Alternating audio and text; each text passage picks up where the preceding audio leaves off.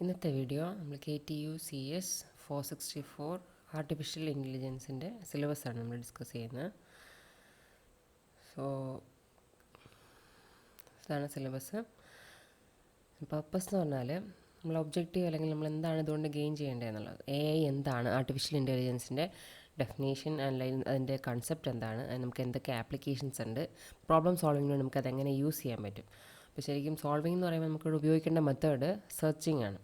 അപ്പോൾ state space search എന്നാണ് നമ്മളതിനെ നെയിം ചെയ്യുക. എന്ന് വെച്ചാൽ പ്രോബ്ലം പോകാൻ പറ്റുന്ന എന്തെല്ലാം ഓൾട്ടർനേറ്റീവ് സ്റ്റേറ്റ്സ് ഉണ്ടോ അതിനെല്ലാം കളക്ഷനാണ് സ്റ്റേറ്റ് സ്പേസ് സെർച്ച് എന്ന് പറയുന്നത്, സ്റ്റേറ്റ് സ്പേസ് എന്ന് പറയുന്നത്. അപ്പോൾ ആ സ്റ്റേറ്റ് സ്പേസിൽ സെർച്ച് ചെയ്തിട്ട് വേണം നമ്മളെ റിക്വയർഡ് പ്രോബ്ലത്തിൻ്റെ സൊല്യൂഷനിലേക്ക് എത്താൻ വേണ്ടി. അപ്പോൾ ഈ സെർച്ചിങ്ങിന് വേണ്ടിയുള്ള മെത്തേഡ്സ്, അതിനുള്ള അൽഗോരിതംസ്, പിന്നെ നോളജ് റെപ്രസെൻറ്റേഷൻ. ഇപ്പോൾ AI ബേസ് ചെയ്തിട്ടുള്ള സിസ്റ്റംസിന് നമുക്ക് ഉപയോഗിക്കേണ്ട നോളജിൻ്റെ റെപ്രസെൻറ്റേഷൻ സ്കീംസ്. അപ്പോൾ അതൊരു മോഡ്യൂളായിട്ട് നമുക്ക് പഠിക്കാനുണ്ട്. പല രീതിയിൽ നമുക്ക് നോളജ് റെപ്രസെൻറ്റേഷൻ പോസിബിളാണ്. അതുപോലെ ഈ സൊല്യൂഷൻ ഐഡൻറ്റിഫൈ ചെയ്യാൻ വേണ്ടി നമുക്ക് ഉപയോഗിക്കുന്ന സെർച്ചിങ് മെത്തേഡ്സ്, സെർച്ചിങ് അൽഗോരിതംസിൻ്റെ ക്ലാസിഫിക്കേഷൻ. ഇൻഫോംഡ് സെർച്ച് ഉണ്ട്, അൺഇൻഫോംഡ് സെർച്ച് ഉണ്ട്, ഹ്യൂറിസ്റ്റിക് സെർച്ച് ഉണ്ട്. അതുപോലെ തന്നെ ലാസ്റ്റ് മോഡ്യൂൾ നമ്മൾ പഠിക്കുന്നത് നാച്ചുറൽ ലാംഗ്വേജ് പ്രോസസ്സിങ്ങിൻ്റെ കുറച്ച് ബേസിക്സ് പോർഷൻ പഠിക്കുന്നുണ്ട്. അപ്പോൾ ഇതാണ് നമ്മൾ ഡീറ്റെയിൽഡായിട്ട് നമ്മുടെ സിലബസ്.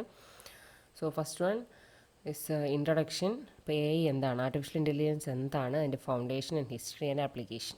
പിന്നെ ഞാൻ നേരത്തെ പറഞ്ഞു നമുക്ക് AI ബേസ് ചെയ്തിട്ടുള്ള പ്രോബ്ലംസിൻ്റെ സൊല്യൂഷൻ അല്ലെങ്കിൽ കണ്ടുപിടിക്കണം എന്നുണ്ടെങ്കിൽ നമ്മൾ ഉപയോഗിക്കുന്ന മെത്തേഡ് സെർച്ചിങ് ആണ്, പ്രോബ്ലം സോൾവ് ചെയ്യാൻ വേണ്ടി.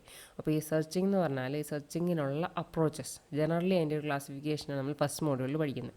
അപ്പോൾ എവിടെയാണ് നമ്മൾ സെർച്ച് ചെയ്യുന്നത്, അതായത് സ്റ്റേറ്റ് സ്പേസിലാണ് നമ്മൾ സെർച്ച് ചെയ്യുന്നത്. ഈ സ്റ്റേറ്റ് സ്പേസ് എന്ന് പറഞ്ഞാൽ ആ പ്രോബ്ലത്തിന് ഉണ്ടാവാൻ പറ്റുന്ന ഏതെല്ലാം പോസിബിൾ ഓൾട്ടർനേറ്റീവ് സ്റ്റേറ്റ്സ് ഉണ്ടോ അതിൻ്റെ കളക്ഷനാണ് ഈ സ്റ്റേറ്റ് സ്പേസ് എന്ന് പറയുന്നത്. അപ്പോൾ സ്റ്റേറ്റ് സ്പേസിൽ സെർച്ച് ചെയ്ത് അതിലേതാണോ ഓപ്റ്റിമൽ ആയിട്ടുള്ള നമ്മളുടെ റിക്വയർഡ് സൊല്യൂഷൻ എന്നുള്ളത് ഐഡൻറ്റിഫൈ ചെയ്യുക. പിന്നെ സെർച്ചിങ്ങിനുള്ള മെത്തേഡ്സ്, അതായത് പല ടൈപ്പ് സെർച്ചിങ് അൽഗോരിതംസ് ഉണ്ട്. അപ്പോൾ അതിൻ്റെ ബ്രോഡ് ക്ലാസിഫിക്കേഷനാണ് ഇൻഫോംഡ് ആൻഡ് അൺഇൻഫോംഡ് സ്ട്രാറ്റജീസ്. അത്രയാണ് ഫസ്റ്റ് മോഡ്യൂളിൽ വരുന്നത്. ഇനി സെക്കൻഡ് മോഡ്യൂളിലാണെങ്കിൽ നമ്മൾ മെയിനായിട്ട് പറഞ്ഞ സെർച്ചിങ് മെത്തേഡ്സ് അല്ല സെർച്ചിങ് അൽഗോരിതംസ് ആണ് അതിനുള്ളിൽ ഡിസ്കസ് ചെയ്യുന്നത്. അപ്പോൾ ഡേറ്റ ഡ്രിവൺ സെർച്ച് ഉണ്ട്, ഗോൾ ഡ്രിവൺ സെർച്ച് ഉണ്ട്. അപ്പോൾ അതിനുള്ളിൽ തന്നെ നമ്മൾ പല ടൈപ്പ് സെർച്ചിങ്സ് പഠിക്കുന്നു. Breadth first search, depth first search. Depth first സെർച്ചിന് തന്നെ വേരിയേഷൻ വിത്ത് ഐട്രേറ്റീവ് ഡീപ്പനിങ്. പിന്നെ ഒരു തേർഡ് കാറ്റഗറി നമുക്ക് പറയാം, ഇൻഫോംഡ് അൺഇൻഫോംഡ് അല്ലാണ്ട് ഒരു തേർഡ് കാറ്റഗറിയാണ് ഈ ഹ്യൂറിസ്റ്റിക് സെർച്ച് എന്ന് പറയുന്നത്. അപ്പോൾ ഈ ഹ്യൂറിസ്റ്റിക് അപ്ലൈ ചെയ്തിട്ട് സെർച്ച് ചെയ്യുക. അപ്പോൾ അതിനുവേണ്ടി ഉപയോഗിക്കുന്ന 3 അൽഗോരിതംസ് നമ്മൾ പഠിക്കുന്നുണ്ട്. Best first search, A* algorithm and AO* algorithm. പിന്നെ നമ്മൾ crypto arithmetic problems and constraint satisfaction, അതൊക്കെ നമുക്ക് സെർച്ചിങ്ങിൽ ലിങ്ക് ചെയ്ത് പറയാൻ പറ്റുന്ന 2 മെത്തേഡ്സാണ്, പ്രോബ്ലംസാണ്. അപ്പോൾ ഇതാണ് ഫസ്റ്റ് 2 മോഡ്യൂൾ എന്ന് പറഞ്ഞത്. തേർഡ് മോഡ്യൂൾ എന്ന് പറഞ്ഞാൽ നേരത്തെ പറഞ്ഞു നോളജ് റെപ്രസെൻറ്റേഷൻ മെത്തേഡ്സ്. അപ്പോൾ AIയിൽ നമുക്ക് നോളജ് റെപ്രസെൻറ്റേഷന് വേണ്ടി ഉപയോഗിക്കാൻ പറ്റുന്ന എന്തെല്ലാം സ്കീംസ് ആണെന്നുള്ളത്. അതിൽ നമ്മൾ ഫസ്റ്റ് ഇതിൽ ലിസ്റ്റ് ഔട്ട് ചെയ്തിട്ടുണ്ട് 4 semantic net, conceptual dependency, script and frame. അപ്പോൾ ഈ 4 നമ്മൾ നോളജ് റെപ്രസെൻറ്റേഷന് വേണ്ടി AI ബേസ് സിസ്റ്റംസിൽ യൂസ് ചെയ്യുന്നത്. പിന്നെ മെഷീൻ ലേണിങ്ങിൻ്റെ ഒരു ബേസിക്സും അതിനുള്ളിൽ വരും. ദെൻ ഫോർത്ത് മോഡ്യൂൾ എന്ന് പറഞ്ഞാൽ അതിനുള്ളിൽ നമ്മൾ സെക്കൻഡ് മോഡ്യൂളിൽ പഠിച്ചതിൻ്റെ ഒരു അഡ്വാൻസ്ഡ് ആണ് ഫോർത്ത് മോഡ്യൂൾ എന്ന് പറഞ്ഞാൽ, that is advance search methods. ഈ ഹ്യൂറിസ്റ്റിക്സ് നമ്മൾ നേരത്തെ പറഞ്ഞിരുന്നു, informed search, uninformed search, heuristic search. ഈ 3 രീതിയിൽ നമ്മൾ സെർച്ച് അൽഗോരിതംസിനെ ക്ലാസിഫൈ ചെയ്യുന്നു പറഞ്ഞു.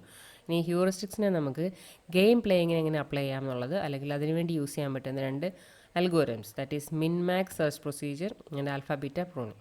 അപ്പോൾ ഇത്രയാണ് ഫോർത്ത് മോഡ്യൂളിൽ വരുന്നത്. നമ്മളുടെ സിലബസിൽ പറഞ്ഞിരിക്കുന്നത് 2 ടെക്സ്റ്റ് ബുക്സ് ആണ്. First one is A-line rich and K. Knight artificial intelligence. അപ്പോൾ ഫസ്റ്റ് 4 മോഡ്യൂൾസ് നമ്മളിപ്പോൾ പറഞ്ഞ 1, 2, 3, 4 നമുക്ക് ആ ഫസ്റ്റ് ടെക്സ്റ്റ് ബുക്കിൽ നിന്ന് കിട്ടും. ഇനി ലാസ്റ്റ് 2 മോഡ്യൂൾസ്, അതായത് 5 and 6 നമുക്ക് ഈ സെക്കൻഡ് ബുക്കിൽ ഉണ്ടാകും. That is George F. Luger artificial intelligence structures and strategies for complex problem solving. ഈ ലാസ്റ്റ് 2 മോഡ്യൂൾ നമ്മൾ പഠിക്കുന്നത് ശരിക്കും കുറച്ചും കൂടി ഈ ന്യൂറൽ നെറ്റ്വർക്ക് ആയിട്ട് ലിങ്ക് ചെയ്ത് അല്ലെങ്കിൽ മെഷീൻ ലേണിംഗ് ആയിട്ട് ലിങ്ക് ചെയ്തിട്ടൊക്കെ ആയിരിക്കും പഠിക്കുന്നത്. അപ്പോൾ ഫിഫ്ത്ത് മോഡ്യൂൾ ശരിക്കും ബേസിക്കലി ലേണിംഗ് കൺസെപ്റ്റ്സ്, അതിൻ്റെ അകത്ത് നമുക്ക് വേർഷൻ സ്പേസ് സെർച്ച് എങ്ങനെയാണ്, ബാക്ക് പ്രൊപ്പഗേഷൻ ലേണിംഗ് നെറ്റ്വർക്ക് എങ്ങനെയാണ്, അതുപോലെ തന്നെ genetic algorithm, genetic programming, classify systems, ഇങ്ങനെയുള്ള കാര്യങ്ങളൊക്കെ അലേണിംഗ് ബേസ് ചെയ്തിട്ടുള്ള കൺസെപ്റ്റുകളാണ് നമ്മൾ ഫിഫ്ത്ത് മോഡ്യൂളിൽ പഠിക്കേണ്ടത്. ഈ last one is expert system, rule based expert system. ഈ എക്സ്പേർട്ട് സിസ്റ്റം എന്ന് പറഞ്ഞാൽ നമ്മൾ ഏതെങ്കിലും ഒരു പർട്ടിക്കുലർ ഡൊമൈനിൽ പ്രോബ്ലം സോൾവ് ചെയ്യാൻ വേണ്ടി നമുക്ക് യൂസ് ചെയ്യാൻ പറ്റുന്ന ഒരു സിസ്റ്റമാണ് എക്സ്പേർട്ട് സിസ്റ്റം എന്ന് പറയുന്നത്. ഇപ്പോൾ ഒരു എക്സാമ്പിൾ പറയുകയാണെങ്കിൽ മെഡിക്കൽ ഡയഗ്നോസിസിന് വേണമെങ്കിൽ നമുക്ക് യൂസ് ചെയ്യാം. അപ്പോൾ ഡയഗ്നോസിസ് നടത്തണം എന്നുണ്ടെങ്കിൽ അതിന് മുമ്പ് എന്തെല്ലാം നമ്മൾ അതിന് പ്രീഫീഡ് ചെയ്യണം, മുമ്പ് കൊടുക്കേണ്ടത് നമുക്ക് ആ ഡയഗ്നോസിസിന് വേണ്ടി, ഇപ്പോൾ ഒരു ഡിസീസ് ഡയഗ്നോസ് ചെയ്യുക എന്നുള്ളതാണ് ഉദ്ദേശിക്കുന്നതെങ്കിൽ ആ ഡിസീസ് റിലേറ്റഡ് ആയിട്ടുള്ള എൻ്റെ ഇൻഫർമേഷൻ നമ്മൾ അതിനുള്ളിൽ ഓൾറെഡി ഫീഡ് ചെയ്യണം ഈ എക്സ്പേർട്ട് സിസ്റ്റത്തിൽ. അതുപോലെ തന്നെ എന്തെല്ലാം സിംറ്റംസ് വരാം, എന്തെല്ലാം കാരണങ്ങൾ വരാം, എങ്ങനെയെല്ലാം ഈ ആ പർട്ടിക്കുലർ ഡിസീസ് ഉണ്ടായാൽ എന്താണ് സൊല്യൂഷൻ, അല്ലെങ്കിൽ ഒരു പേഷ്യൻ്റെ ഹിസ്റ്ററിയൊക്കെ ആയിട്ട് ലിങ്ക് ചെയ്ത് എങ്ങനെ നമുക്ക് ആ ഡിസീസ് ഡയഗ്നോസിസ് നടത്താം. ഇതിനെല്ലാം നമ്മൾ ശരിക്കും ഈ എക്സ്പേർട്സ് ഇതിൽ റൂൾസിനെ ഡിഫൈൻ ചെയ്ത് വെക്കും. If so and so happens then so and so. അപ്പോൾ ആ ഒരു രീതിയിൽ ഈ റൂൾസ് നമ്മളുടെ വരുന്ന ഇൻപുട്ടിന് അല്ലെങ്കിൽ ഒരു പർട്ടിക്കുലർ ക്വറി വരുമ്പോൾ ഈ റൂൾസ് നമുക്ക് ഏതുമായിട്ടാണോ മാച്ച് ചെയ്യാൻ പറ്റുന്നതെന്ന് നോക്കുക. അതിന് കറസ്പോണ്ടിങ് ആയിട്ടുള്ള റെസ്പോൺസ് നമുക്ക് അതിൽ നിന്ന് ജനറേറ്റ് ചെയ്യാം. അപ്പോൾ ഈ റൂൾസിൻ്റെ എക്സിക്യൂഷൻ വഴിയായിരിക്കും ഈ എക്സ്പെർട്ട് സിസ്റ്റം അതിൻ്റെ ഔട്ട്പുട്ട് നമുക്ക് തരിക.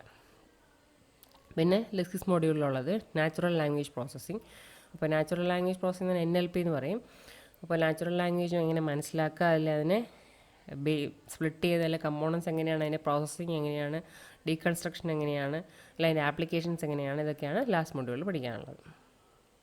അപ്പോൾ ഇത്രയാണ് നമ്മളുടെ AICS 464 ആർട്ടിഫിഷ്യൽ ഇൻ്റലിജൻസിൽ പഠിക്കാനുള്ളത്. തിയറിറ്റിക്കൽ പേപ്പറാണ്, പ്രോബ്ലംസ് ഒന്നും ഇതിലങ്ങനെ വരാറില്ല. First 4 modules from Richard Knight and last 2 modules from George F. Luja. Thank you.